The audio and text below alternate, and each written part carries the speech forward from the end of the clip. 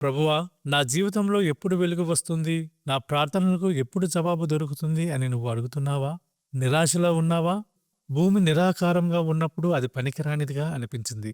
నువ్వు కూడా నేను ఎందుకు పనికిరాను, నా వల్ల ఏమీ కాదు అని నువ్వు తక్కువ చేసుకుంటున్నావేమో. కానీ గుర్తుంచుకో, నిరాకారంగా ఉన్న దానినే దేవుడు ఒక అందమైన లోకంగా మార్చాడు. నీ జీవితాంతం ఇప్పుడు ఎలా ఉన్నా దేవుని చేతిలో ఒక అద్భుతమైన కావ్యంగా నీ జీవితం మారబోతుంది. ఒంటరితనంలో ఉన్నావా? దేవుని ఆత్మ జలములపైన అల్లాడుచున్నది. అంటే శూన్యంలో కూడా దేవుడు తోడుగా ఉన్నాడు. లోకం నిన్ను వదిలేసినా, నీ గదిలో నువ్వు ఒంటరిగా ఏడుస్తున్నా, నీ పక్కనే దేవుని ఆత్మ ఉంది. ఆయన నీ నిట్టూర్పులను వింటున్నాడు. దేవుడు 3వ వచనంలో మాట్లాడే వరకు మొదటి 2 వచనాల్లో నిశ్శబ్దం ఉంది.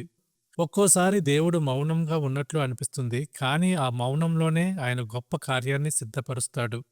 ఆయన సరైన సమయంలో మాట్లాడుతారు. ఆయన మాట్లాడినప్పుడు అద్భుతం జరుగుతుంది. ప్రియ సహోదరి, నీవు మోస్తున్న భారం ఎవరికీ తెలియకపోవచ్చు. నీ కన్నీరు రాత్రివేళ నీ తలగడను తడుపుతుండవచ్చు. ఆదియందు ఉన్న దేవుడు నీకు తోడుగా ఉన్నాడు. శూన్యం నుండి సృష్టిని చేసిన దేవుడు నీ ఖాళీ హృదయాన్ని తన ప్రేమతో నింపబోతున్నాడు. నిశ్చయముగా ఆయన వెలుగు నీపై ప్రకాశిస్తుంది.